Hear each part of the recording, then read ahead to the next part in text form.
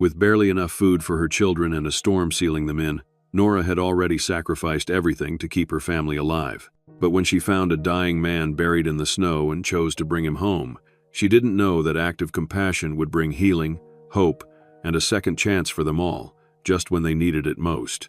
The cabin creaked and moaned under the assault of the wind. Drafts snaked through the cracks in the walls, chilling the small living space despite Nora's best efforts to seal them with old towels and strips of fabric.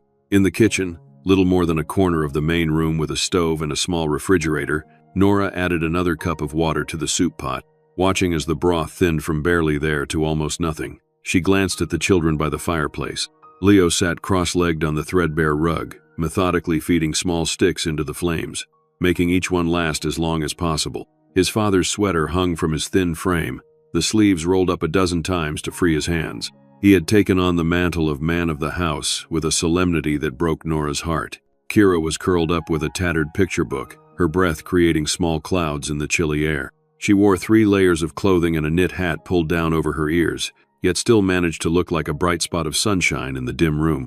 Between them lay Jasper, their scruffy terrier mix, his eyes alert despite his relaxed posture. He had been Mark's dog originally, but had appointed himself guardian of the family after Mark's passing.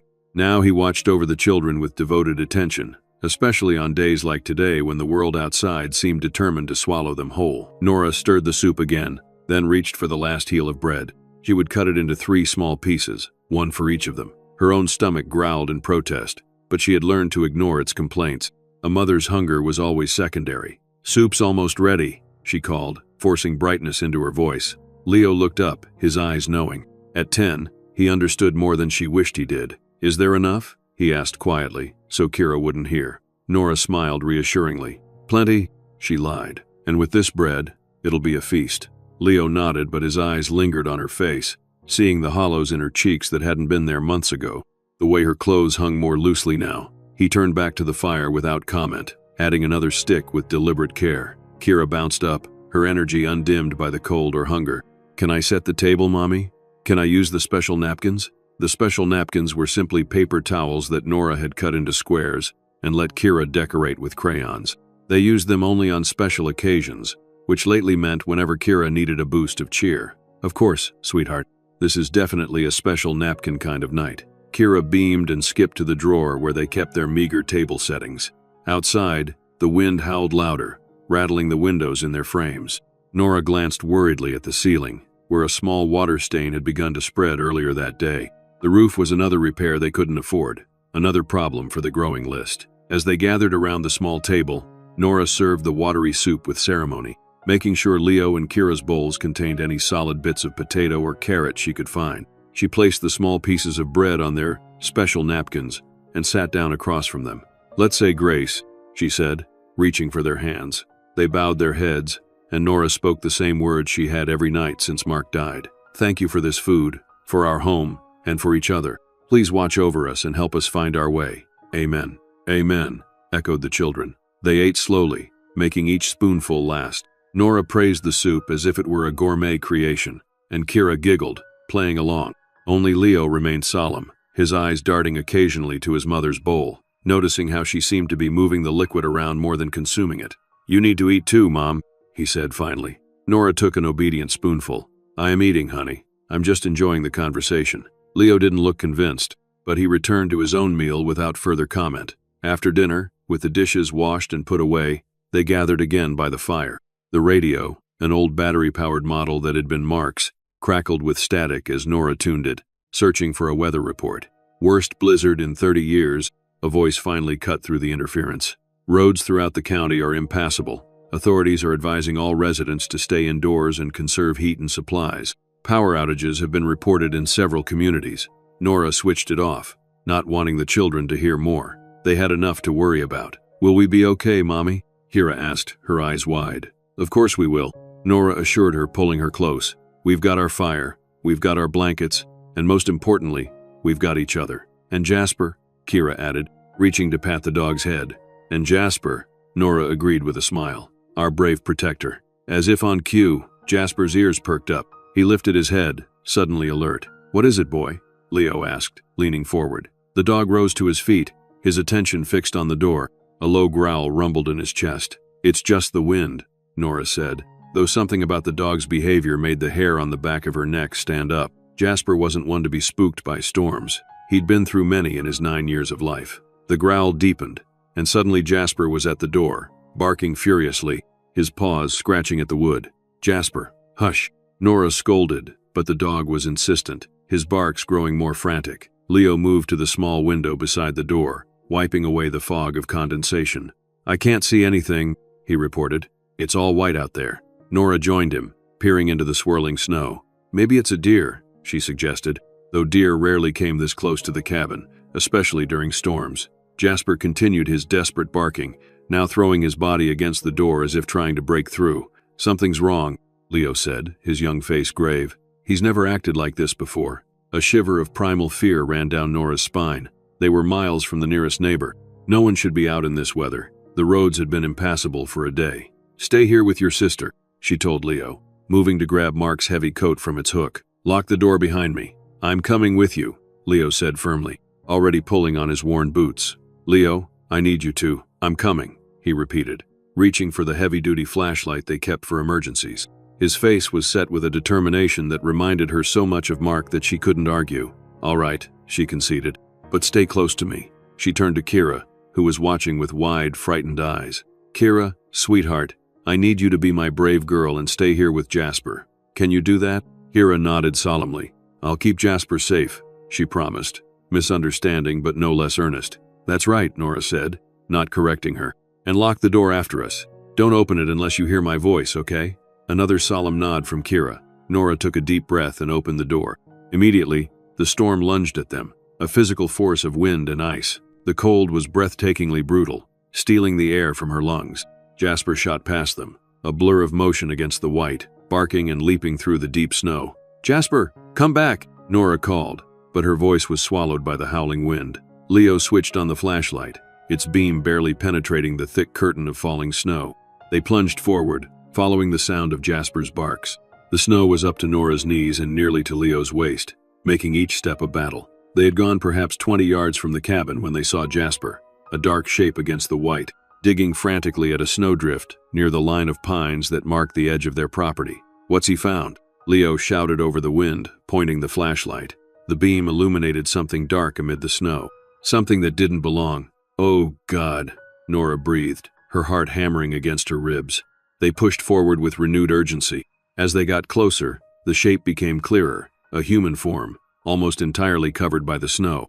Only a portion of what appeared to be a black coat was visible where Jasper had been digging. Nora fell to her knees beside the drift, her hands frantically brushing away snow.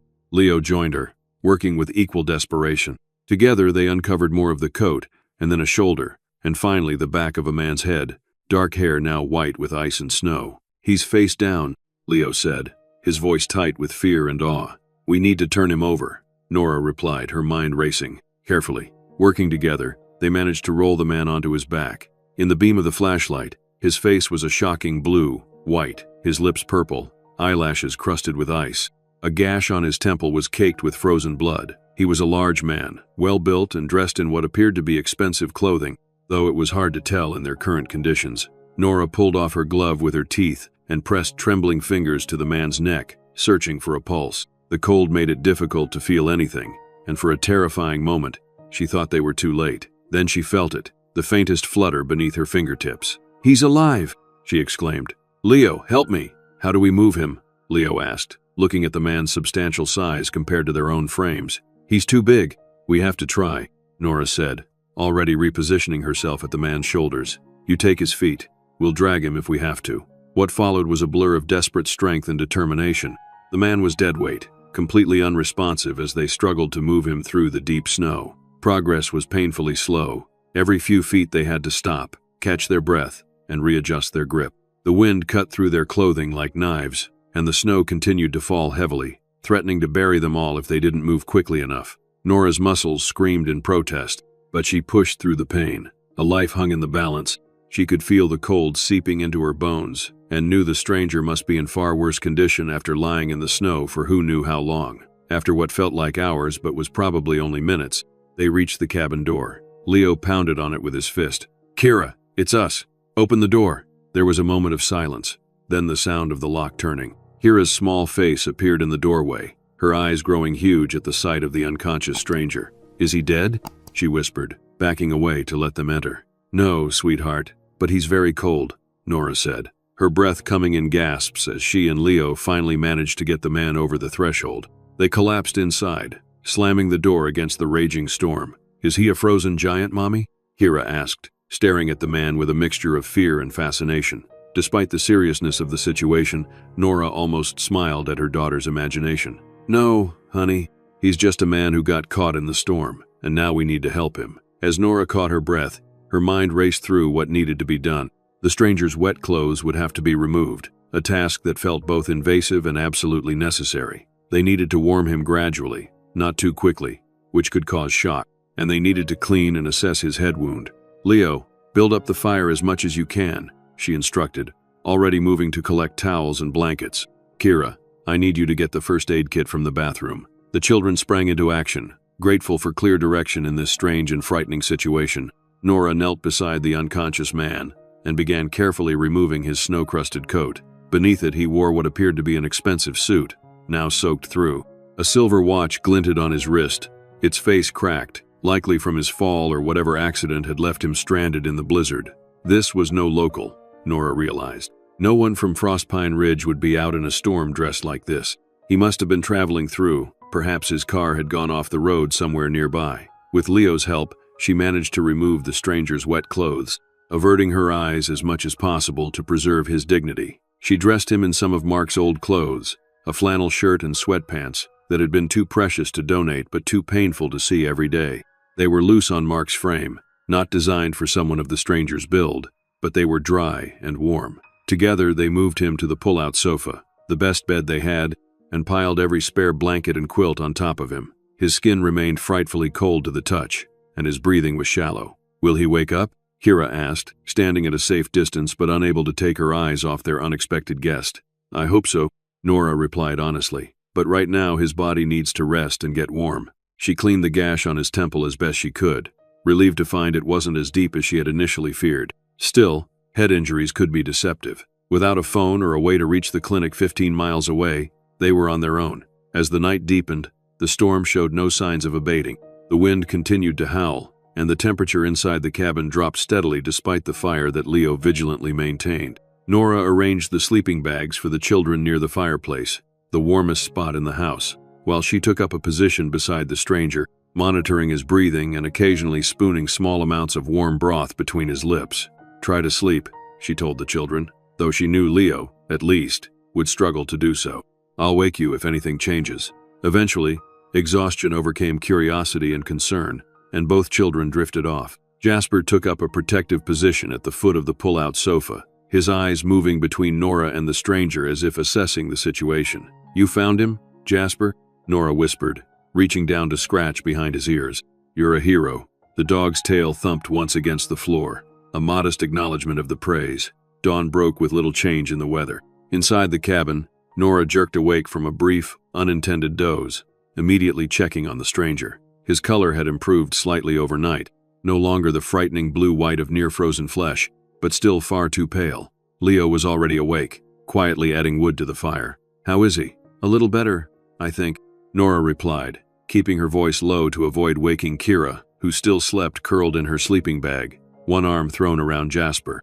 "But he still hasn't regained consciousness," Leo nodded solemnly. "I checked our wood supply. If we're careful, we have enough for maybe 3 more days.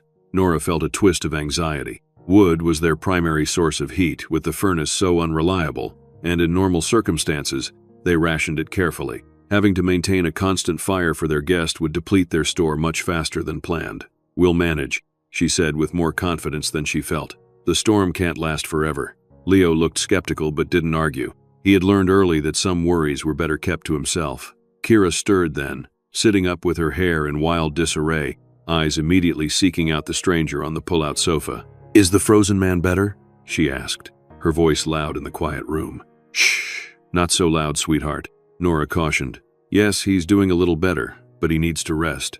Kira nodded solemnly, then a look of concern crossed her face. "Is he hungry?" "I'm hungry." The simple question highlighted a harsh reality. Their food supply, already meager, would now need to stretch even further. Half a loaf of bread, some rice, a few potatoes, a small amount of oatmeal, and the remainder of last night's watery soup. Not enough for 3 people for more than a day or two, let alone 4. "I'll make us some oatmeal," she said, rising from her chair with a wince as stiff muscles protested. "Leo, would you check if the pipes are frozen? We might need to melt snow for water." The morning proceeded with a strained normalcy. They ate their small portions of oatmeal, made thinner than usual to ensure there would be enough for later, and Nora managed to coax a few spoonfuls of the warm mixture between the stranger's lips. He swallowed reflexively but didn't wake. The day stretched ahead of them, long and uncertain. With the storm still raging, there was no possibility of venturing out for help or supplies. They were on their own. Nora established a routine. Every hour, she checked on the stranger, monitoring his pulse, his breathing, the wound on his head. She spooned small amounts of broth or water into his mouth, careful not to give too much at once. Between these tasks, she tried to maintain some semblance of normalcy for the children, reading stories to Kira and helping Leo with the science project he had been working on before the storm hit. By mid-afternoon, their situation had grown more precarious. The roof was leaking in 2 places now, requiring buckets to catch the drips. The temperature inside the cabin continued to drop despite the fire, and their food supply looked even more pitiful when spread out for inventory. "We should have left him," Leo said suddenly, his voice low as he stared at the unconscious man. "We don't have enough for ourselves, let alone him." "Leo?" Nora was shocked at the uncharacteristic hardness in her son's voice. "It's true," he insisted, though he couldn't quite meet her eyes. "What if the storm lasts for days? What if he never wakes up? We're just wasting food and wood on a stranger who might die anyway." Nora knelt in front of her son, taking his cold hands in hers. "Listen to me," she said firmly. "We did the right thing. He would have died out there, and I could never live with myself if we had left him, and neither could you. This is what your father would have done, and it's what we will do. We help people who need help. That's who we are." Leo's eyes filled with tears that he stubbornly refused to let fall. "But who helps us, Mom? Dad's gone, and nobody's coming to save us." The raw pain in his voice broke something in Nora's heart. "We help each other," she said softly, "and sometimes that has to be enough. Now, I need you to be the strong, compassionate boy I know you are. Can you do that for me?" After a long moment, Leo nodded, a single tear escaping despite his efforts to contain it. Nora wiped it away gently with her thumb. "Good. Now, let's see if we can figure out a way to catch more of that drip before it ruins the floorboards." As evening approached, she prepared another pot of soup, even thinner than the night before. The children didn't complain, though she saw the hunger in their eyes. After dinner, as Nora sat beside the stranger, wiping his brow with a cool cloth, she noticed a change. His eyelids flickered, and a small sound escaped his lips. Not quite a word, but definitive evidence of returning consciousness. "Leo, Kira," she called softly. "I think he's waking up." The children gathered around, watching with wide eyes as the man's face contorted slightly, his head turning on the pillow. "Can you hear me?" Nora asked, leaning closer. "You're safe. We found you in the snow." The man's eyes opened suddenly, startlingly blue and filled with confusion. He tried to sit up, then fell back with a groan, his hand going to his injured temple. "Easy," Nora cautioned, placing a gentle hand on his shoulder. "You've been unconscious for almost a day." He stared at her, then at the children, his gaze unfocused and disoriented. Where am I?" His voice was raspy, barely audible. "You're in our home, on Frostpine Ridge," Nora explained. "There's a blizzard. We found you collapsed in the snow yesterday evening." He looked down at the unfamiliar clothes he was wearing, then back at Nora, confusion deepening on his face. I don't remember." "You hit your head," Nora said gently, "and you were suffering from hypothermia. Some confusion is normal." "What's your name?" Leo asked, stepping forward, his earlier resistance apparently forgotten in the face of this new development. The man's brow furrowed with effort, a flash of panic crossing his face. I don't know. I can't remember." Kira, who had been hanging back shyly, suddenly moved forward. "We can call you Arthur," she announced decisively. "Arthur?" the man repeated, looking puzzled. "Like King Arthur," Kira explained. "From my storybook. He was brave and good." A faint smile touched the man's lips. "Arthur," he said again as if testing the sound. "I suppose that will do until I remember my real name." "Are you hungry, Arthur?" Nora asked. "We have some soup." He nodded cautiously, as if the movement hurt. "Yes, thank you. I'm sorry to impose on you like this." "You're not imposing," Nora assured him. "We couldn't leave you out there." As Nora went to heat a portion of soup, she heard Kira chattering to Arthur, explaining about the blizzard and how Jasper had found him. The man listened attentively, his confusion gradually giving way to a cautious engagement with the child's story. When Nora returned with the soup, little more than hot water with a few specks of vegetable floating in it, she found Kira perched on the edge of the sofa, showing Arthur her favorite picture book, while Leo stood back, watching with guarded curiosity. "Here you go," Nora said, setting the soup on a small table beside the sofa. "Can you manage, or do you need help?" "I think I can manage," Arthur replied, though his hands trembled slightly as he reached for the spoon. He took a careful sip, then another, as if each one required concentration. "It's good," he said after a moment, and Nora felt a flush of embarrassment. The soup was terrible. He was either being polite or was too disoriented to notice. "It's just water with a potato and some leeks," Kira informed him matter-of-factly. "We don't have much food because of the storm." "Kira," Nora said sharply, mortified by her daughter's honesty. "It's all right," Arthur said. "I appreciate your sharing what you have." He looked around the small cabin, taking in the patched furniture, the leaking roof, the meager woodpile beside the fire. Understanding dawned in his eyes. "You've given me your bed, haven't you?" "It's just the pull-out sofa," Nora said quickly. "The children and I are fine by the fire." Arthur frowned. "I've displaced you in your own home, and you're sharing your limited supplies with a stranger." "A hurt stranger," Leo said unexpectedly. "Mom says we help people who need help. That's who we are." Arthur's gaze shifted to the boy, something like respect kindling in his eyes. "Your mother sounds like a wise woman." Leo nodded seriously. "She is." As night fell again, they rearranged their sleeping arrangements. Arthur insisted he was well enough to move to a chair so the children could use the pull-out sofa, but Nora wouldn't hear of it. "You're still recovering," she said firmly. "You need proper rest." In the end, they compromised. The children took the pull-out sofa while Nora made a pallet for herself on the floor beside it, and Arthur reluctantly remained in the more comfortable bed, though he insisted on taking only one blanket, leaving the others for Nora and the children. The storm continued, unabated through the night. Nora slept fitfully, waking often to check on their guest. Each time, she found him either sleeping restlessly or staring at the ceiling, his expression troubled. During one such check, near dawn, she found him awake, his blue eyes clear in the dim light of the banked fire. "You should be sleeping," she whispered, not wanting to wake the children. "I was thinking," he replied, his voice equally soft.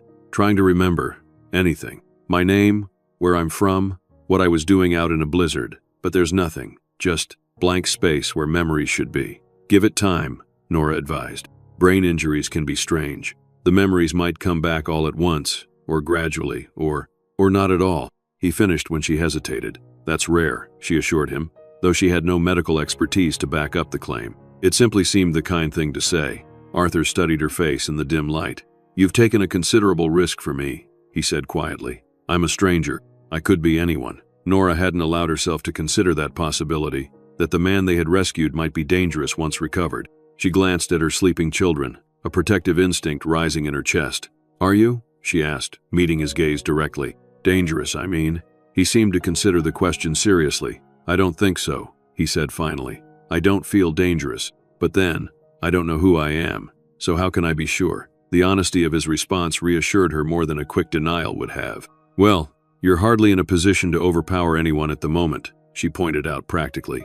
"And Jasper is an excellent judge of character. He wouldn't have led us to you if you were a threat." At the mention of his name, Jasper, who was curled at the foot of the children's bed, lifted his head and thumped his tail once against the floor. Arthur smiled slightly. "I'll have to trust in Jasper's judgment then." "Get some rest," Nora advised, standing up. "Tomorrow's another day." The morning brought no improvement in the weather. Nora woke to find a fresh layer of snow on the windowsills inside the house where it had blown through invisible gaps in the wood. Their guest was awake before any of them, sitting up in bed and looking markedly better than the day before. Some color had returned to his face, and his eyes were clear and alert. "Good morning," he said as Nora stirred. "I hope I didn't wake you." "No, not at all," she assured him, quickly smoothing her hair, suddenly self-conscious of her appearance. She must look a mess after 2 nights of broken sleep on the hard floor. The children woke soon after, Kira immediately bouncing over to Arthur with the unrestrained enthusiasm of a 6-year-old, while Leo maintained his watchful distance. Breakfast was a somber affair, the last of the oatmeal, stretched thin with extra water. Arthur insisted on a smaller portion, claiming he wasn't very hungry, though Nora suspected he was simply trying to ensure the children had enough. After breakfast, Arthur asked if he could help with anything. He was still weak, unsteady on his feet, but determined to contribute. "I've imposed enough," he insisted. "Please, Let me do something useful." Arthur sat at the table, helping Leo with his science project, a small motor the boy was trying to build from spare parts. To Nora's surprise, their guest seemed to have an intuitive understanding of the mechanics, guiding Leo's work with gentle suggestions and questions that led the boy to his own solutions. "You must be an engineer or something," Leo said, watching as Arthur's long fingers deftly adjusted a wire connection. Arthur looked surprised, then thoughtful. "Maybe. It does feel familiar, like my hands know what to do even if my mind doesn't remember why." Throughout the day, Nora observed their guest with cautious optimism. He was unfailingly polite, patient with Kira's endless questions, and genuinely helpful with Leo's project. There was an intelligence in his eyes that suggested education, and a certain grace in his movements that spoke of a man accustomed to comfort, despite his current circumstances. The real test came at dinner time. Their food supply had dwindled to almost nothing: a single potato, a handful of rice, and a small portion of dried beans that Nora had been saving for an emergency. This was that emergency. She did her best to create a meal from these meager ingredients, boiling the beans and rice together to create a simple stew, with the potato cut into the smallest pieces possible to give the illusion of abundance. Even so, the portions were painfully small. Arthur watched as she served the children first, then him, leaving the smallest portion for herself. His blue eyes narrowed slightly, taking in the situation with growing awareness. "When was the last time you had a full meal?" he asked suddenly, his voice low so the children wouldn't hear. Nora was taken aback by the directness of the question. "We're fine," she said automatically. "The storm will break soon, and then we can get to town for supplies."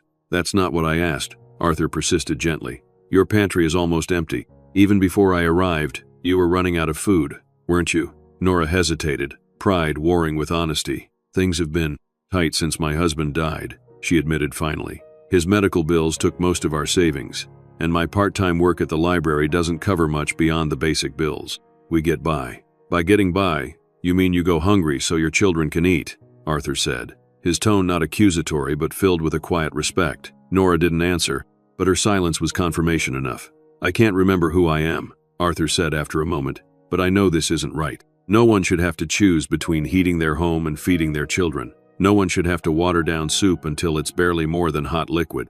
And no mother should have to go hungry while feeding a stranger." "You're not a stranger anymore," Nora said simply. "You're our guest, and we take care of our guests." Arthur looked at her for a long moment, something unreadable in his expression. Then he glanced at the children, who were carefully eating their small portions of stew, making each bite last as long as possible. "They're extraordinary," he said softly. "Both of them, and they clearly take after their mother." Nora felt a warmth in her chest that had nothing to do with the meager fire. "Thank you," she said, genuinely touched by the compliment. That night, as the storm howled outside and the temperature in the cabin dropped even further, they all huddled near the fire.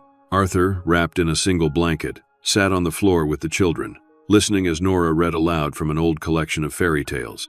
Despite the hunger gnawing at their stomachs and the chill that no amount of layers seemed to keep at bay, there was a curious contentment in the small circle. For a brief time, the story transported them away from their precarious reality to a world where courage and kindness were always rewarded in the end. When the story was finished and the children reluctantly prepared for bed, Arthur caught Nora's eye. "Thank you," he said simply. "For the story?" she asked, confused. "For everything. For saving my life. For sharing your home, your food, your warmth when you had so little to spare. I don't know who I am, but I know enough to recognize true generosity when I see it." Nora felt her cheeks warm. Anyone would have done the same. "No," Arthur said with quiet certainty. "They wouldn't. What you've done is extraordinary, and I won't forget it, no matter what happens when my memory returns." The third day dawned with a subtle change in the atmosphere. Though the world outside remained white and impassable, there was a sense that the worst of the storm had passed. Inside the cabin, their situation had grown increasingly dire. The wood supply was down to a handful of logs, the food almost entirely gone. Nora had resorted to melting snow for water after the pipes froze completely during the night. The temperature inside the cabin had dropped to the point where they could see their breath even near the small fire. Yet amid these mounting challenges, a curious harmony had developed among the unlikely household. Arthur, though still weak from his ordeal, had become an integral part of their daily routine, and he insisted on taking over some of the more strenuous tasks from Nora, despite her protests that he was still recovering. "You've done enough," he told her firmly when she tried to stop him from bringing in snow to melt for water. "Let me help, please." There was something in his eyes, a determination mixed with gratitude, that made it impossible for Nora to refuse. So she stood back and watched as he methodically filled pot after pot with snow, his movements becoming steadier with each trip. By midday, they had established a system. Leo and Arthur took turns stoking the small fire and bringing in snow, while Nora and Kira sorted through the cabin's cupboards one more time, searching for anything edible they might have overlooked. Their search yielded pitiful results: a few stale crackers, a half-empty jar of peanut butter, and a can of tomato paste that had been pushed to the back of a shelf. It wasn't much, but it would keep them going for another day, maybe two if they rationed carefully. As Nora prepared their meager meal, a thin soup made from the tomato paste diluted with melted snow, with the stale crackers crumbled into it for substance, she couldn't help but worry. The radio had reported that the storm was expected to clear in another day or two, but even then, the roads might remain impassable for some time. Arthur seemed to sense her concern. He approached quietly, speaking low so the children wouldn't overhear. "They're going to be all right," he said, nodding toward Leo and Kira, who were playing a made-up game with Jasper near the fire. "You've made sure of that, have I?" Nora couldn't keep the doubt from her voice. "We're almost out of food. The wood is nearly gone, and it's getting colder by the hour. I don't know how much longer we can hold out." Arthur was silent for a moment, his blue eyes thoughtful. "I've been watching you these past few days," he said finally. "The way you care for your children, the way you've cared for me, a complete stranger. You're stronger than you give yourself credit for, Nora." The sound of her name on his lips sent an unexpected warmth through her. It was the first time he had used it, though he must have heard the children say it dozens of times. "I'm just doing what needs to be done," she said, returning her attention to the soup pot. "There's no strength in that, just necessity." "That's where you're wrong," Arthur replied. "True strength isn't about grand gestures or heroic actions. It's about getting up every day and doing what needs to be done, especially when it's difficult. By that measure, you're one of the strongest people I've ever met." He paused, a look of confusion crossing his face. "At least, I think you are. I still can't remember who else I've met." Despite everything, Nora found herself smiling. There was something disarming about his honesty, about the way he admitted his confusion without self-pity. "Well, thank you," she said. "Coming from a man who may or may not be an expert on strength, that means a lot." Arthur laughed, a warm, genuine sound that seemed to brighten the dim cabin. "I deserved that," he admitted. "But my point stands. You're remarkable, Nora. Your children are lucky to have you." Before she could respond, Leo called from across the room. "Mom, Arthur, the radio says the storm is breaking tomorrow, and they're sending plows out to the main roads." The news sent a surge of relief through Nora. Just one more day. They could manage one more day. That evening, as they shared their small meal around the fire, a new atmosphere prevailed. Hope had returned, buoyed by the promise of the storm's end, and the knowledge that help would soon be on its way. Kira, always sensitive to changes in mood, suggested they play a game. "Let's pretend we're explorers in an ice castle, and we have to tell stories to keep the ice giants away." "Ice giants, huh?" Arthur said, playing along. "Sounds dangerous. What kind of stories will keep them at bay?" "Happy ones," Kira declared confidently. "Ice giants hate happy stories. They melt." "Well, we certainly wouldn't want any melting giants in here," Arthur said seriously. "It would make a terrible mess. Who will tell the first happy story?" "You," Kira pointed at him. "You have to go first because you're the guest." Arthur looked momentarily flustered. "I'm not sure I remember any stories," he admitted, "with my memory the way it is." "Make one up," Leo suggested, unexpectedly engaged in the game despite his usual reserve. "That's what Kira does all the time." Arthur considered this, then nodded. "All right, a happy story to ward off ice giants.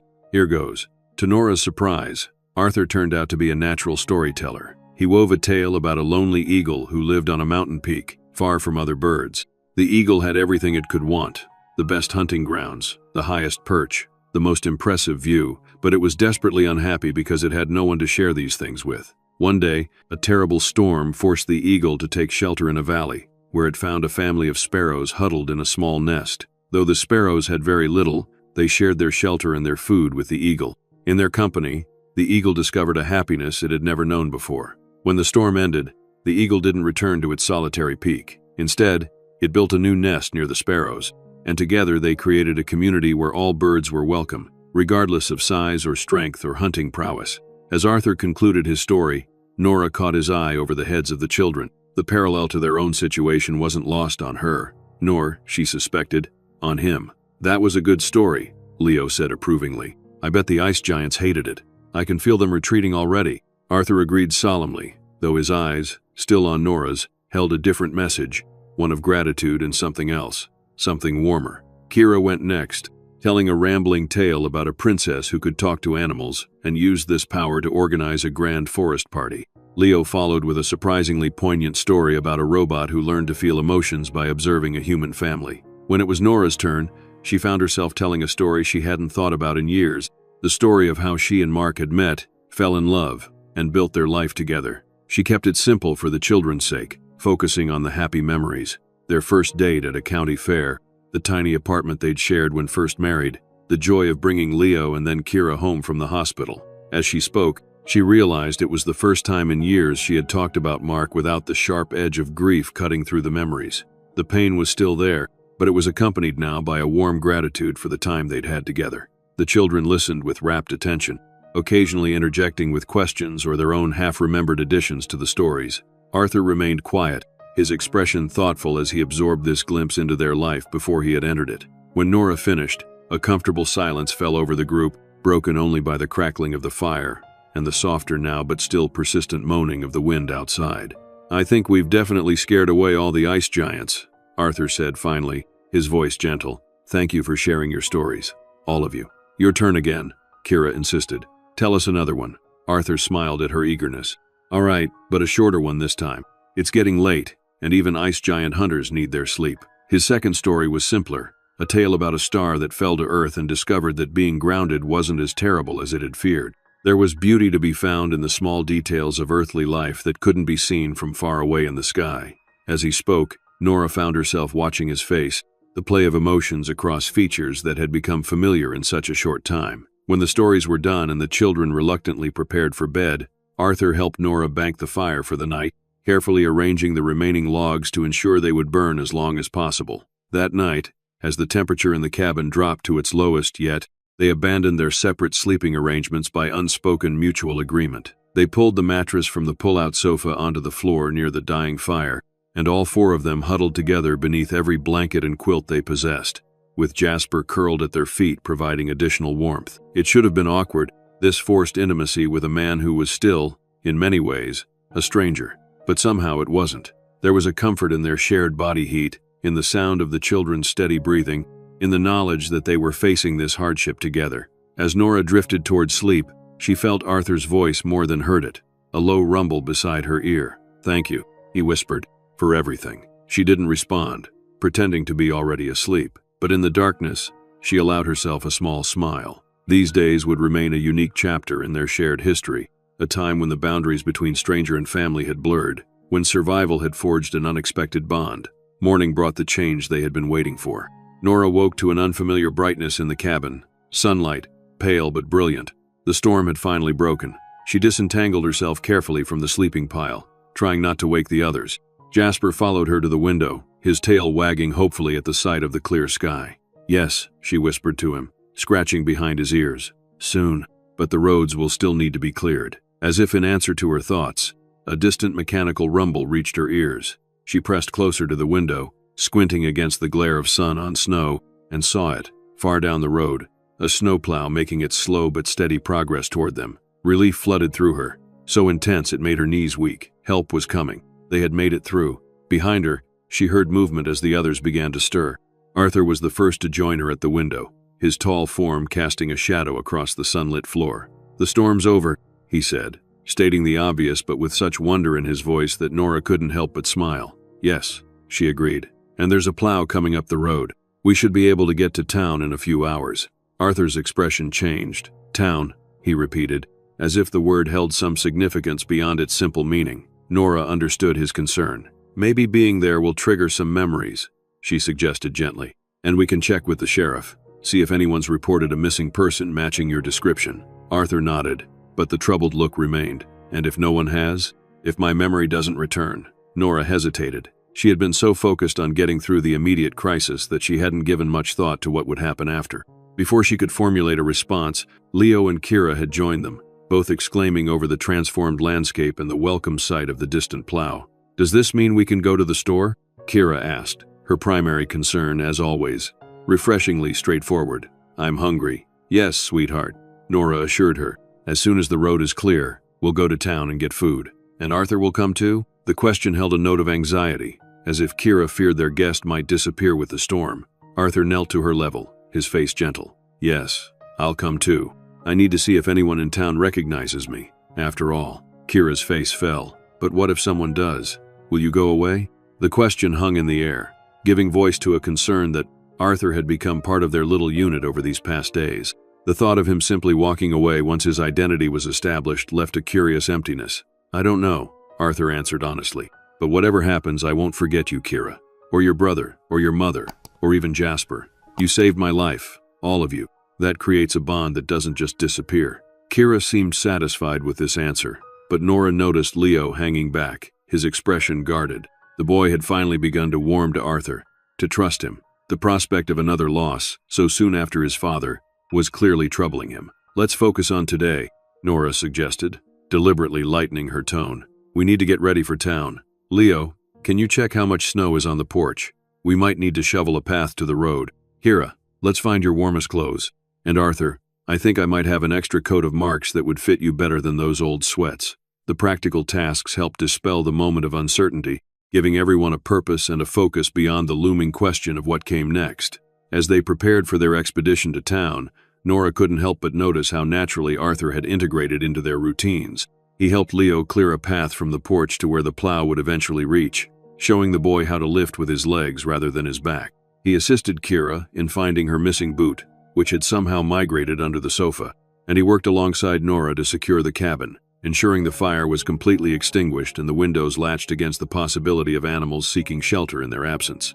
"Mom, Arthur, the plow is almost here." They joined the children on the cleared portion of the porch, watching as the massive vehicle made its final approach, carving a path through the pristine snow. The operator, a burly man in a fluorescent orange jacket, waved at them as he passed, continuing up the road to clear the remaining stretch before turning around. It would be another hour or so before he made his way back, completing the circuit that would connect their isolated cabin to the rest of Frostpine Ridge. As they waited, a sense of anticipation built among them.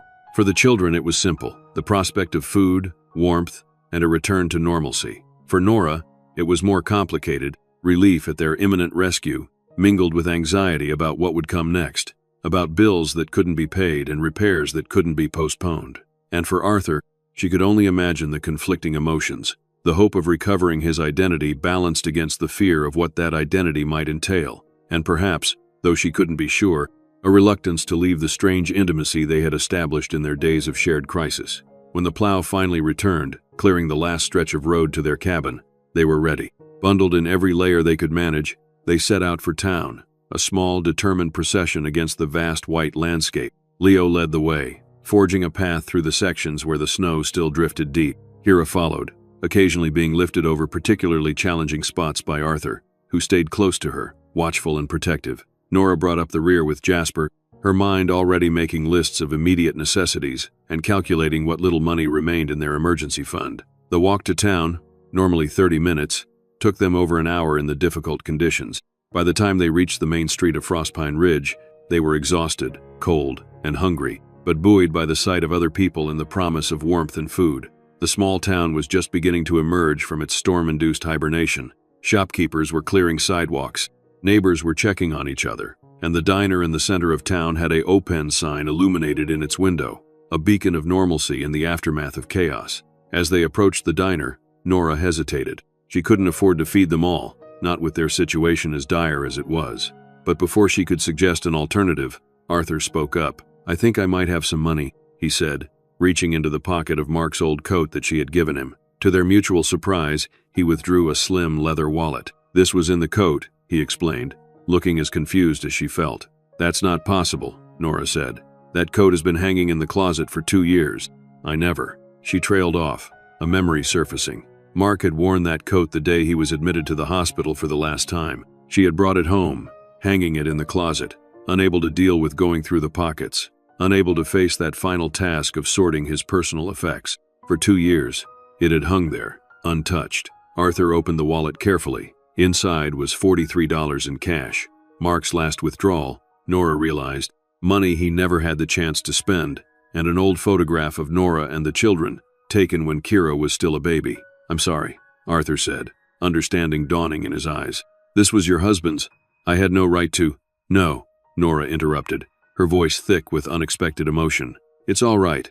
Mark would have wanted us to use it, especially now." Arthur looked at her for a long moment, then nodded, a silent acknowledgement of the gift she was making, not just of the money, but of the permission to use this last tangible resource her husband had left behind. "Then let's get these children something to eat," he said gently. "And after that, we can visit the sheriff's office, see if anyone's looking for me." As they entered the warm, fragrant interior of the diner, the reality of their situation receded temporarily. For a brief, blessed interlude, they were just a family seeking refuge from the cold. Their focus narrowed to the immediate pleasures of hot food and comfortable surroundings. But as they ate, hearty plates of eggs and pancakes that the children devoured with barely contained enthusiasm, Nora couldn't help but wonder what would happen when they visited the sheriff.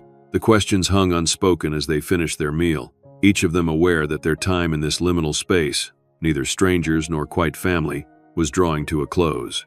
Whatever came next would redefine them, separately or together. With the meal finished and the bill paid, Arthur insisting on leaving a generous tip from Mark's money, a gesture that brought unexpected tears to Nora's eyes, they prepared to face the next step in their journey. The sheriff's office was a small, unassuming building in the center of Frostpine Ridge, distinguished only by the official seal on its door and the patrol vehicle parked outside. As they approached, Nora felt a growing tension, a sense that they were approaching a turning point. Arthur, too, seemed to feel it. His pace slowed, and she noticed his hand move to the wound on his temple, a gesture he made unconsciously when trying to force his memory. "Are you all right?" she asked quietly while the children walked ahead, fascinated by the patrol car. "Just nervous, I suppose," he admitted. "What if they don't know who I am either? Or what if they do, and I'm not someone you would have chosen to help if you'd known?" The vulnerability in his question touched her. "I think we already know who you are," she said. "Memory or no memory, the past few days have shown your character more clearly than any name or title could." Arthur's expression softened, gratitude, and something warmer in his eyes. "Thank you for that. It means more than you know." Before he could say more, the door to the sheriff's office opened, and Sheriff Dawson himself stepped out, his weathered face breaking into a smile at the sight of Nora and the children. "Nora Sterling," he called, striding toward them with outstretched hands. "I was just about to send a deputy up to your place to check on you folks. Heard your road was one of the last to get plowed." "We're fine, Sheriff," Nora assured him, accepting his handshake. "But we do need your help." She gestured toward Arthur. "This is, well, we're not exactly sure who he is. We found him collapsed in the snow near our cabin during the blizzard. He's been with us for the past 3 days, but he has amnesia from a head injury." Sheriff Dawson's expression shifted to professional concern as he turned to Arthur. "Is that right, sir? You don't remember who you are or how you ended up out in that storm?" Arthur nodded. "I'm afraid so. Nothing before waking up in Nora's cabin." The sheriff studied him carefully, then motioned toward the door. "Well, let's get you folks inside and see what we can figure out. Maggie at the dispatch desk keeps up with all the missing persons reports. If someone's looking for you, she'll know." They followed Sheriff Dawson into the warm office, where Maggie, a brisk woman in her 60s with a cloud of gray hair, looked up from her computer with interest. "Well now, who do we have here?" she asked, her eyes twinkling at the children before settling curiously on Arthur. "Maggie, this gentleman was found out in the storm," Sheriff Dawson explained. "Head injury. Can't remember who he is. Any missing persons reports come in that might match?" Maggie adjusted her glasses, studying Arthur with renewed interest. "Let's see. We've had a few calls about folks not being able to reach family during the storm, but most of those have resolved as the phones came back online." She typed rapidly on her keyboard. "There was a report about a missing hiker over in Clearwater County, but he was found yesterday, and a teenage girl in Millfield who ran away but came home this morning." She looked up, shaking her head. "Nothing that matches a man of your description, I'm afraid." Arthur's shoulders slumped slightly. Nora couldn't tell if it was disappointment at the lack of leads or relief that no one was actively searching for him. "What about abandoned vehicles?" Sheriff Dawson suggested. "Any reports of cars off the road near Frostpine Ridge?" Maggie consulted her screen again. "The state police reported several abandoned vehicles on the highway, but all those drivers have been accounted for. They took shelter at the emergency center at the high school." She paused, her expression brightening. "Wait, there was something. A helicopter." "A helicopter?" Arthur repeated, the first sign of recognition flickering across his face. "Yes, the Forest Service reported a distress beacon from a private helicopter that went down somewhere in the National Forest during the storm," Maggie said, scrolling through her notes. "They haven't been able to send a search team yet because of the conditions, but they've got a general location from the beacon." "How far is that from our cabin?" Nora asked. a strange feeling building in her chest. Maggie studied the map on her screen. The coordinates put it about 3 miles from your property, Nora, up in the hills to the east. Arthur's hand went to his temple again, his expression intensely focused. I remember, falling, he said slowly. Not like a trip, a much longer sensation of falling. And noise, a terrible mechanical screaming. Sheriff Dawson looked at him sharply. That could be a helicopter crash, all right. The question is, were you the pilot, a passenger, or maybe someone who witnessed it and went to help? I don't know, Arthur said, frustration evident in his voice. It's just fragments, impressions, nothing concrete. Well, the Forest Service should have information on who owned the helicopter, Sheriff Dawson said. Let me make a call. As the sheriff moved to his desk and picked up the phone, Nora led the children to a bench along the wall. They were getting restless, the excitement of the day wearing on them after their ordeal. Will Arthur remember who he is now? Kira asked, her voice carrying in the small office. Maybe, sweetheart, Nora said, though she wasn't sure what to hope for. Part of her wanted Arthur to recover his memory and find his place in the world.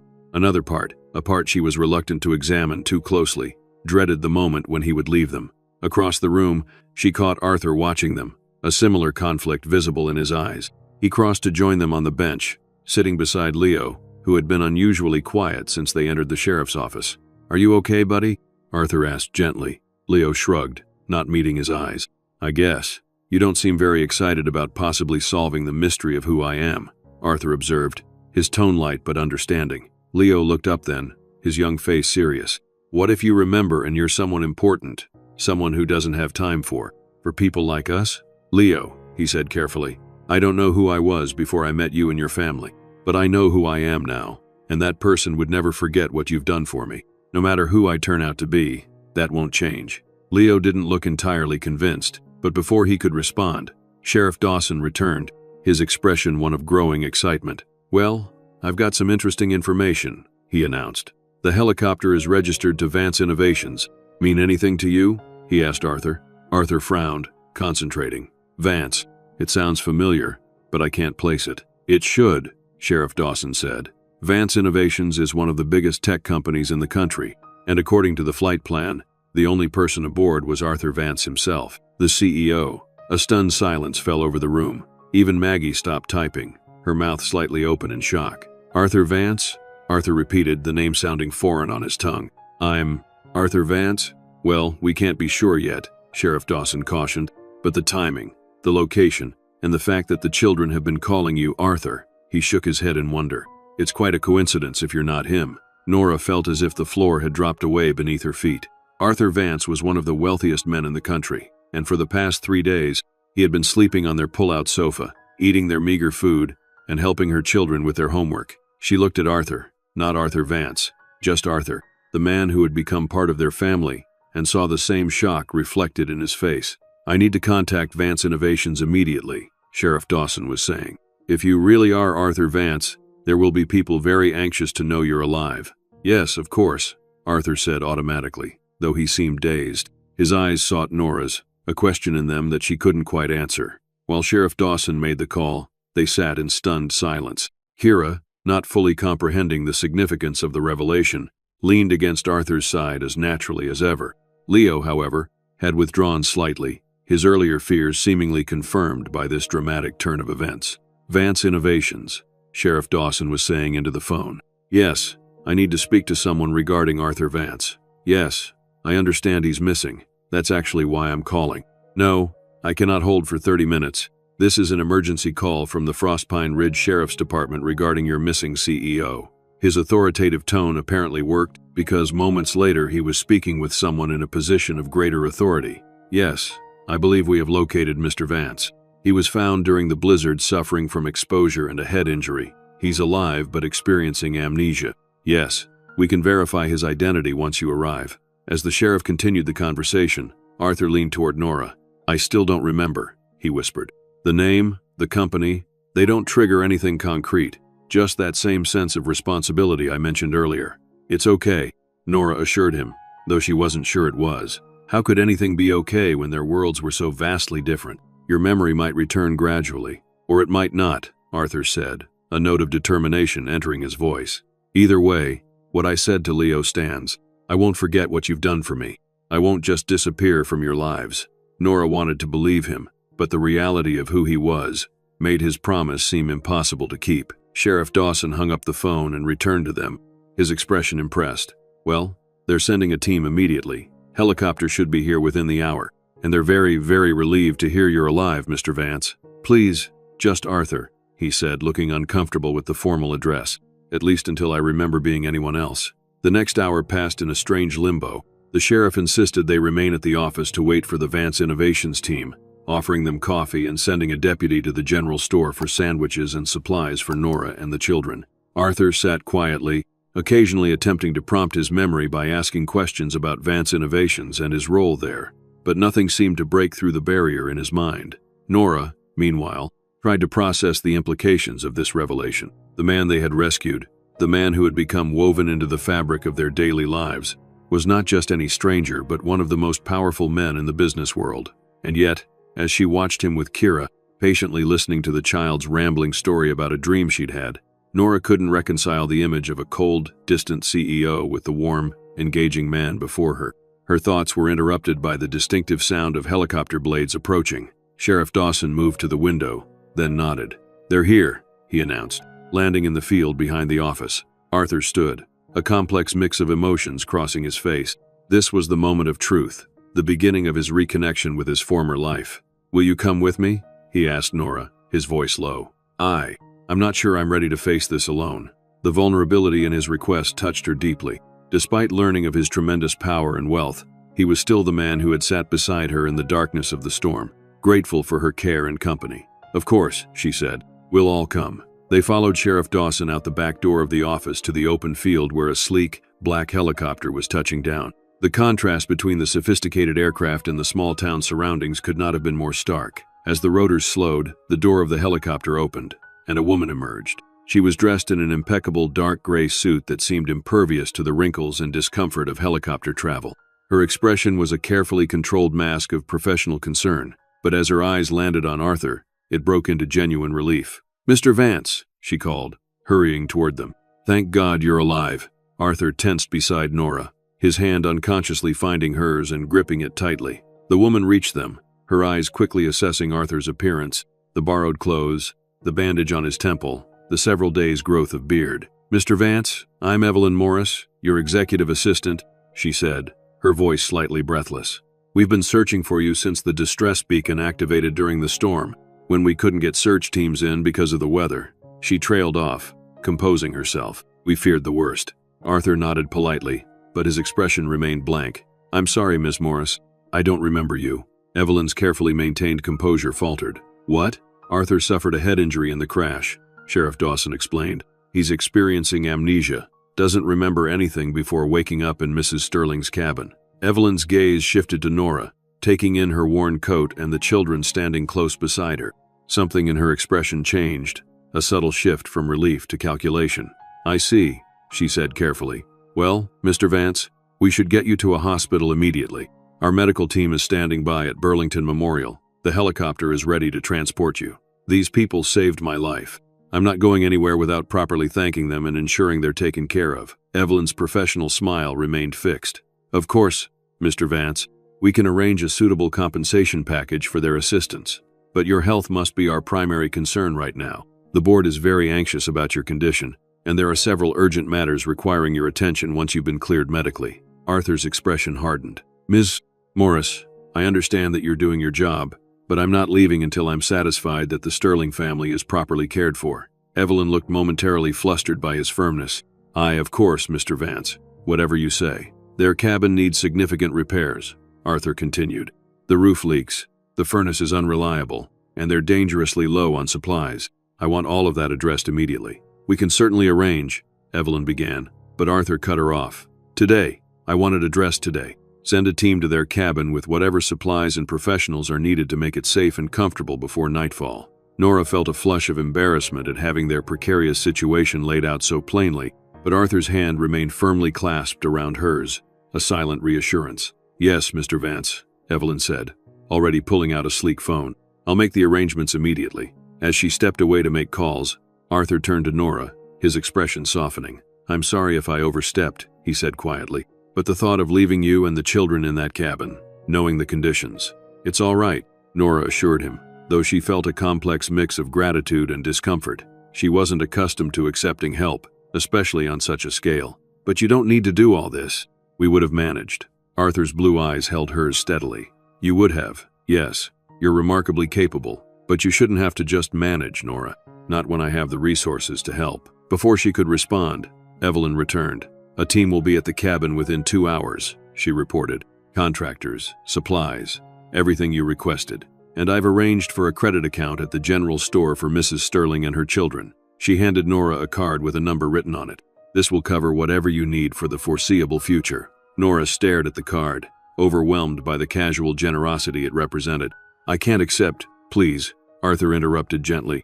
Consider it the beginning of repaying a debt I can never fully repay. Kira, who had been listening with wide eyes, tugged at Arthur's borrowed coat. Does this mean you have to go away now? She asked, her small face troubled. Arthur knelt to her level, his expression serious. I need to see a doctor, Kira, to help me remember who I am and to make sure my head is healing properly. But I promise you, this isn't goodbye. I'll come back to visit as soon as I can. Promise? Kira asked, holding out her small pinky finger. Without hesitation, Arthur linked his pinky with hers. I promise. Leo, who had remained silent throughout the exchange, finally spoke. You won't forget us once you're back in your rich people world? Arthur's expression softened as he turned to the boy. Leo, I may have forgotten my past, but I will never forget these past few days. You, your sister, and your mother showed me what true generosity looks like. That's not something anyone could forget, no matter who they turned out to be. Leo nodded, not entirely convinced but wanting to believe. Okay. Evelyn cleared her throat discreetly. Mr. Vance, the pilot is ready when you are. The medical team is waiting, and there are several urgent matters that will require your attention once you're cleared. Arthur straightened, a subtle change coming over him as he addressed his assistant. Cancel my appointments for the rest of the month. Evelyn blinked in surprise. Sir, but the merger? Cancel them, Arthur repeated, his voice firm, leaving no room for argument. There was an authority in his tone that hadn't been present before, a glimpse perhaps of the CEO he had been. He turned back to Nora, his expression softening again. I need time to recover, to figure out who I am now, and I want to make sure the repairs to your cabin are done properly. You don't have to, Nora began, but Arthur shook his head. I want to, he said simply. Please let me do this. In the face of his sincerity, Nora found she couldn't refuse. All right, she agreed, but you focus on getting better first. The repairs can wait. They won't have to, Arthur assured her, with a confidence that suggested he was accustomed to having his instructions carried out promptly and efficiently. Sheriff Dawson, who had been observing the exchange with undisguised fascination, stepped forward. Well, Mr. Vance, it's been quite something meeting you, even under these unusual circumstances. Frostpine Ridge isn't used to hosting celebrities of your caliber. Arthur smiled, extending his hand to the sheriff. Thank you for your help, Sheriff Dawson. I'm grateful for the care you've shown to me and to the Sterling family. As they prepared to part ways, Arthur pulled Nora slightly aside, his expression earnest. I meant what I said.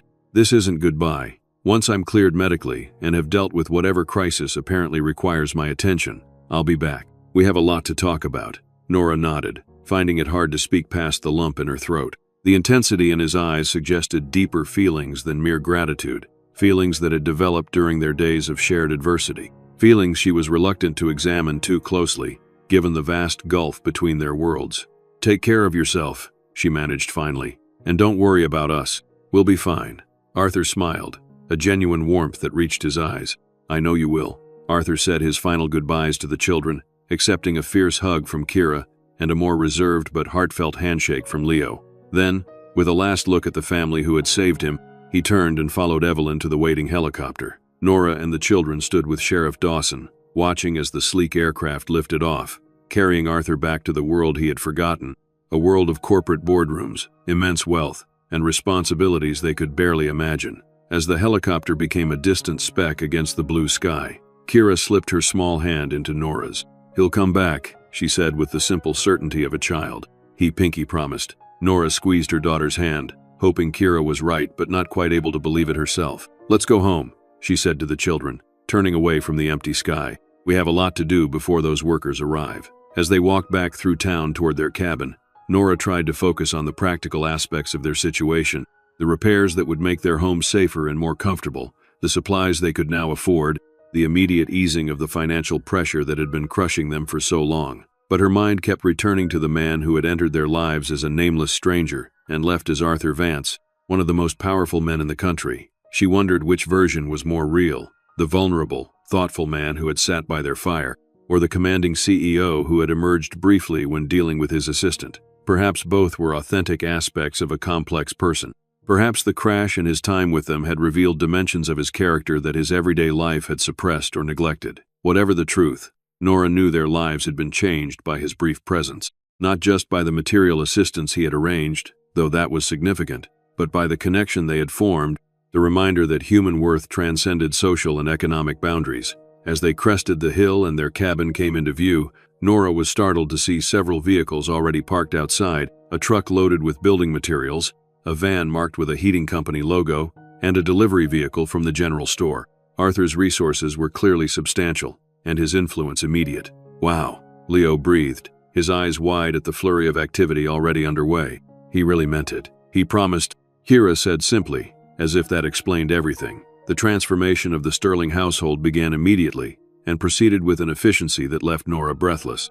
Within hours, a new furnace had been installed, the leaking roof repaired, and the pantry stocked with enough food to last for weeks. The workers moved with purpose, clearly instructed to prioritize comfort and safety above all else. By nightfall, the cabin was warmer than it had been in years. The children marveled at the changes, Leo examining the new furnace with fascination, Kira bouncing on her bed, newly outfitted with a thick comforter and fresh linens. Even Jasper seemed to sense the improvement, stretching contentedly on a new dog bed placed near the now reliable heat source. Nora watched it all with a mixture of gratitude and disbelief. That night, as she tucked the children into their warm beds, Kira asked the question that had been on all their minds throughout the whirlwind day. When will Arthur come back, Mommy? I don't know, sweetheart. He has a lot to deal with right now. Doctors, his company, figuring out who he is. But he promised, Kira insisted, her faith in the pinky swear unshakable. Yes, he did, Nora acknowledged. And I believe he meant it when he said it. But his life is very different from ours, Kira. He's a very important man with a lot of responsibilities. More important than promises? Leo asked from his bed across the room, the question carrying a weight beyond his years. Nora sighed. No, not more important, but sometimes adults get pulled in different directions by their responsibilities. We have to be prepared for the possibility that Arthur might not be able to come back, even if he wants to. He'll come, Kira said with certainty, snuggling deeper under her new comforter. You'll see. Nora kissed her forehead, wishing she shared her daughter's confidence. Sweet dreams, both of you. As the days passed, life took on a new rhythm. The immediate pressures of survival had been relieved, allowing Nora to focus on other aspects of their lives that had been neglected during their long struggle. She enrolled Leo in an after-school robotics program he had longed to join but they couldn't previously afford. Kira started dance classes at the community center, coming home each day with new twirls to demonstrate. Nora herself found breathing room to consider her own future. The library where she worked part-time had been looking for someone to coordinate children's programming, a position that paid better and offered more hours, but required time and energy she simply hadn't had while managing their basic survival. Now, with their home secure and the children's needs met, she applied for and received the position. 2 weeks after Arthur's departure, a large package arrived at their door. Inside were carefully selected gifts for each of them. For Leo, a state-of-the-art electronics kit that made his eyes widen in disbelief. For Kira, a beautiful set of art supplies and a pink winter coat that elicited squeals of delight. For Nora, a sleek laptop to replace the ancient desktop computer that had died months ago, leaving her to do all her work at the library. The note accompanying the gifts was handwritten, the script somewhat uneven, as if the writer was still recovering. Nora, Leo, and Kira, and Jasper too. My medical team tells me I'm making good progress. Some memories are returning, though not all. I remember more about Vance Innovations now, about my role there, and the work we do. It's strange to remember facts about my company while still having gaps about my personal life, but the doctors assure me this is normal with my type of injury. I wanted you to know that I haven't forgotten my promise. As soon as I'm cleared for travel, I'll be returning to Frostpine Ridge. There's much I want to discuss with you all. In the meantime, please accept these small tokens of my appreciation. Leo, the engineering manual included with your kit was one I used when I was not much older than you. Kira, the art supplies are from a company known for quality materials that will let your creativity shine. Nora, the laptop should make your work easier and include software that might be useful for your library programs. Looking forward to seeing you all soon. Warmly, Arthur. The personal nature of the gifts, selected with knowledge of their individual interests and needs, moved Nora deeply. This wasn't the impersonal generosity of a wealthy man discharging a debt. These were thoughtful choices made by someone who had paid attention, who had seen them as individuals with dreams and aspirations beyond mere survival. The children were thrilled, not just with the gifts themselves, but with the confirmation that Arthur remembered them, that he intended to return as promised. A week later, as Nora was organizing books for a new reading program at the library, she heard a commotion at the front desk. Looking up, she was startled to see Arthur himself standing in the entrance, scanning the room with evident purpose. He looked different, the borrowed clothes replaced by a well-tailored suit, the beard neatly trimmed, the pallor of illness giving way to healthy color, but his eyes were the same, lighting up with warmth when they found her among the bookshelves. "Arthur," she said, setting down the books and moving toward him.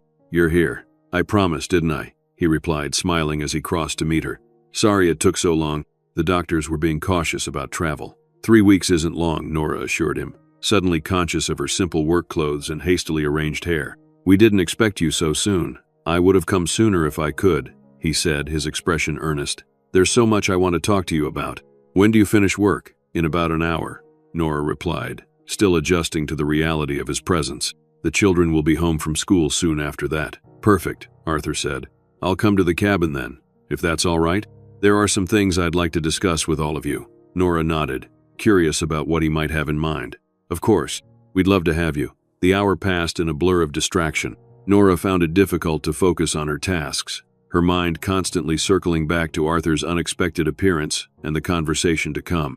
When she arrived home, she found the children already there, buzzing with excitement. Word had spread quickly through the small town that the Arthur Vance, had returned and was seen heading toward the Sterling cabin. "Is it true, Mom?" Leo asked as soon as she entered. "Is Arthur really coming here?" "Yes, he'll be here soon," Nora confirmed, smiling at their enthusiasm. "He wants to talk to us about something." "I told you he'd come back," Kira said triumphantly, twirling in her new dance outfit. "Pinky promises can't be broken." Nora quickly changed out of her work clothes, tidied the already neat cabin, and had just finished setting out some coffee and cookies when there was a knock at the door. Arthur stood on the porch, a tentative smile on his face. Behind him was a sleek black SUV, clearly a rental rather than his usual corporate transportation. "Hello," he said simply, as if it had been days rather than weeks since they'd last seen each other. Before Nora could respond, Kira had darted past her and thrown herself at Arthur with a squeal of delight. He caught her easily, his smile widening into genuine pleasure. "You came back," Kira exclaimed, hugging him tightly. "Of course I did," Arthur replied, setting her down gently. "I promised, didn't I?" Leo approached more cautiously, but his handshake with Arthur was firm and his smile genuine. "The electronics kit is amazing," he said. "I've already built 3 of the projects." "I thought you might like it," Arthur said, clearly pleased. "I was about your age when I first started tinkering with circuits." "You remembered that?" Leo asked, surprised. "Yes, that memory came back pretty clearly," Arthur confirmed, along with many others, though there are still gaps. He turned to Nora then, his expression softening. "The cabin looks wonderful," he said, glancing around at the now cozy interior. "I'm glad the repairs were done to your satisfaction." "They went above and beyond," Nora assured him, gesturing for him to enter. "Please, come in. I've made coffee, if you'd like some." As they settled in the living room, so different now with its new furniture and warm atmosphere, Nora could see Arthur taking in all the changes, noting the small personal touches that had been added now that survival was no longer their primary concern. "I want to thank you again," Nora said, handing him a mug of coffee, "for everything you've done for us. The repairs, the gifts, the account at the store. It's changed our lives." Arthur accepted the coffee with a nod of thanks. "It was the least I could do. But actually, that's part of what I wanted to talk to you about today." "Oh?"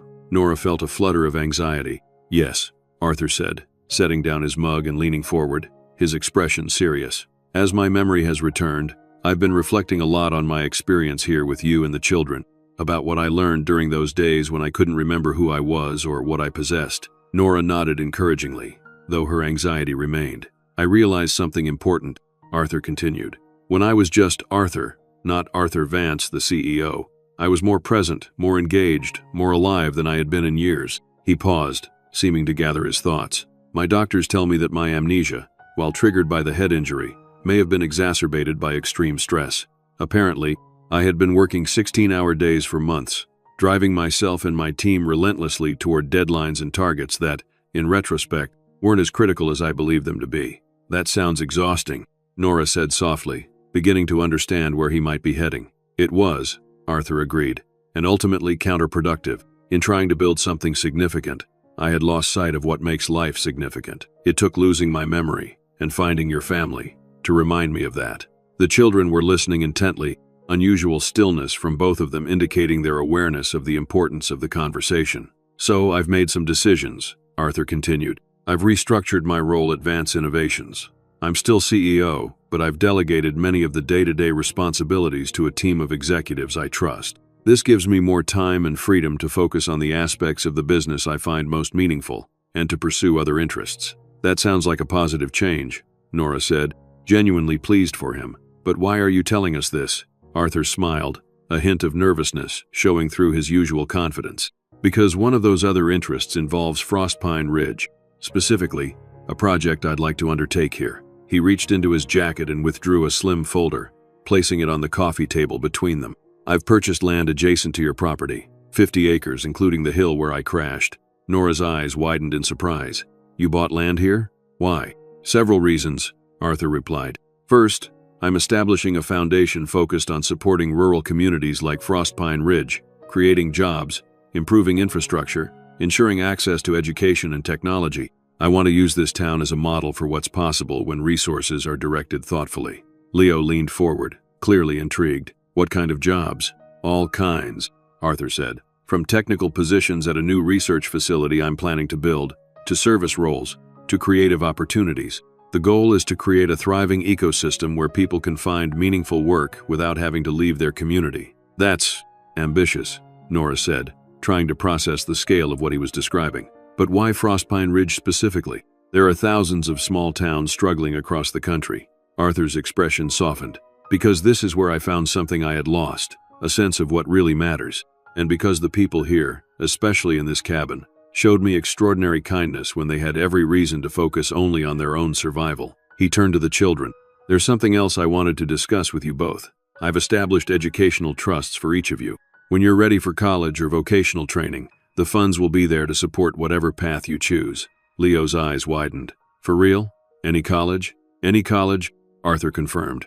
Or technical program or apprenticeship or whatever form of education suits your goals and talents. Kira looked confused. What's a trust? It's like a special savings account, Nora explained, still processing the magnitude of Arthur's gesture. For your future, Arthur, Nora said, turning back to him. This is incredibly generous, but it's too much.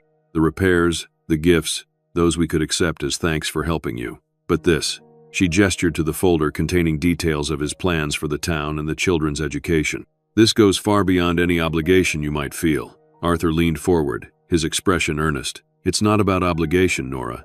It's about choice, about directing my resources toward things that matter, toward people who matter. He paused, something vulnerable entering his expression. And you three matter to me, very much. The implication hung in the air between them, too significant to dismiss, yet too delicate to address directly in front of the children. Sensing the shift in the conversation, Leo stood up.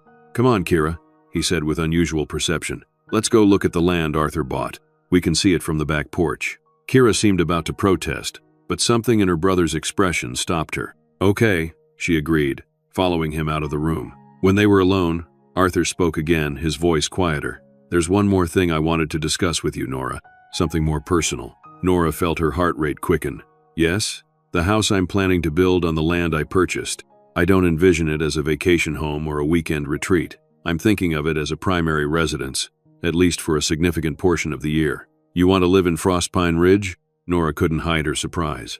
But your company, your life in the city. As I said, I've restructured my role, Arthur explained. Much of what I do can be done remotely, with occasional trips to the main office.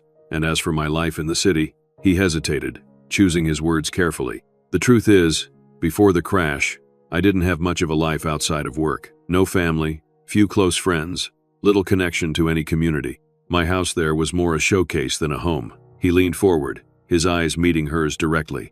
What I experienced here, with you and the children, was something I hadn't felt in a very long time. A sense of belonging, of purpose beyond profit margins and technological innovations.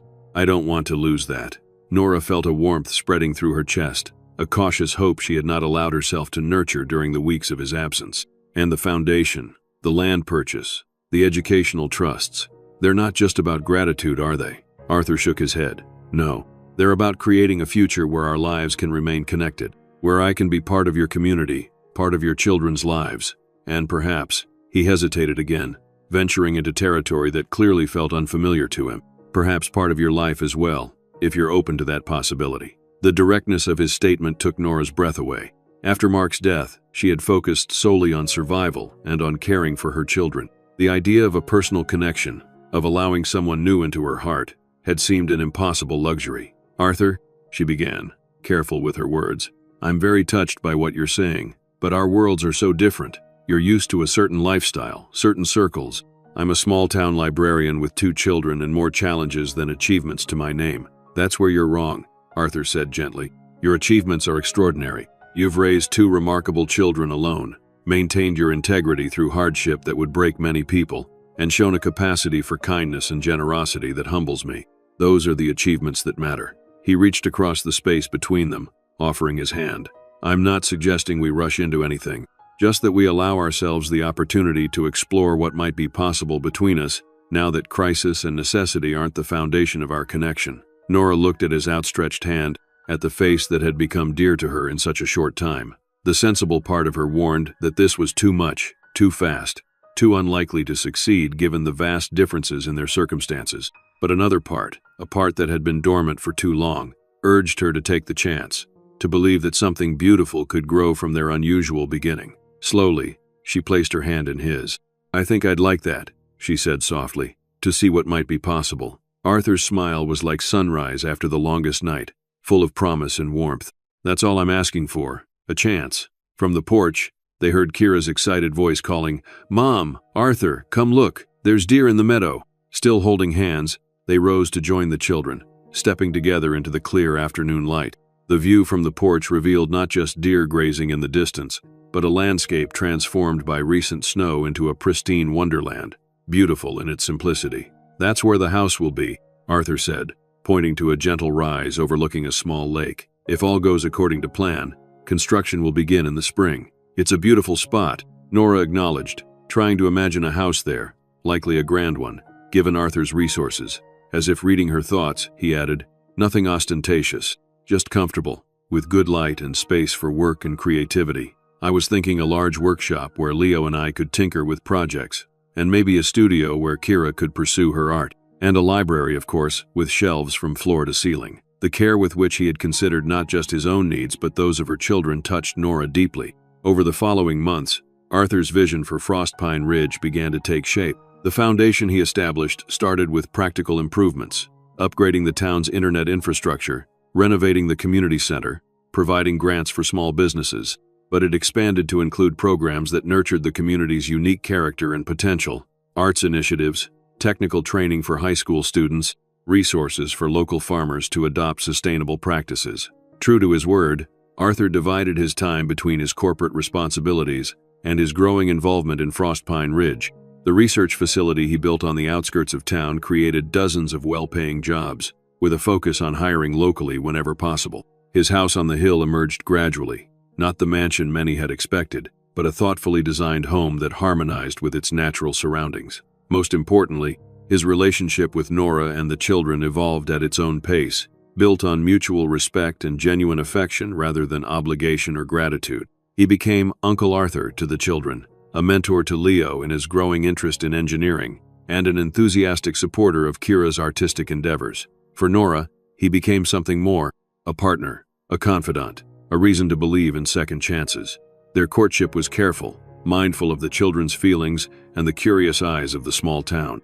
But it was also deep, rooted in the connection that had formed during those desperate days in the blizzard, and strengthened by the months of getting to know each other as they truly were, not as circumstances had cast them. One evening in early summer, almost a year after the crash that had brought them together, they sat on the porch of Nora's cabin, now a warm, secure home rather than a shelter on the edge of survival. The children were inside, Leo working on a science project while Kira practiced her dance routine in the newly expanded living room. I received the final report from my medical team today, Arthur said, breaking a comfortable silence. They've officially declared my recovery complete.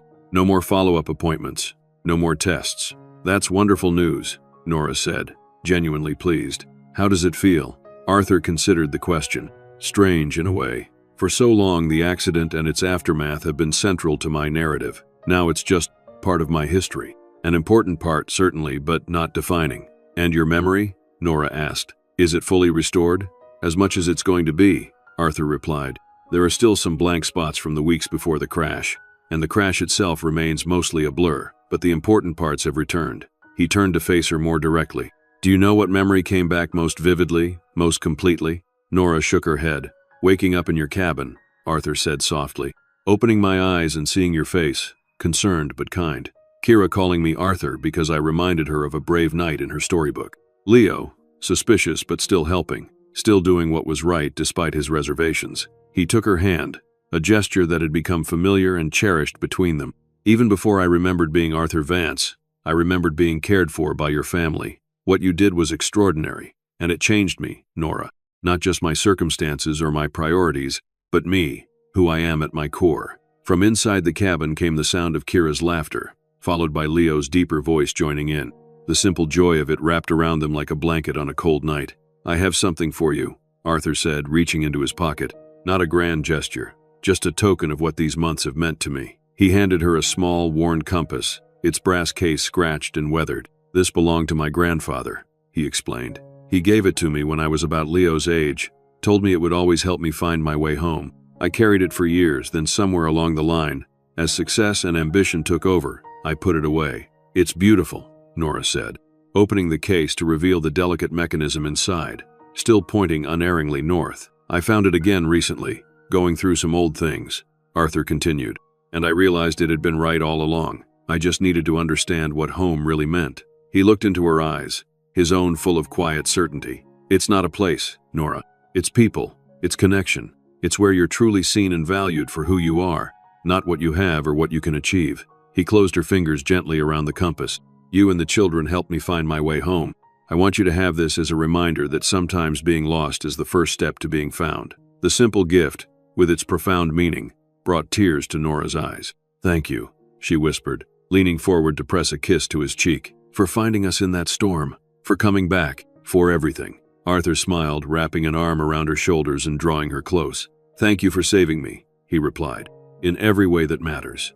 As they sat together in the gathering twilight, watching fireflies begin their evening dance over the meadow, Nora reflected on the strange, beautiful journey that had brought them to this moment. The compass in her hand was warm, a tangible symbol of the truth they had both discovered. Sometimes the most valuable things in life come from the most unexpected places.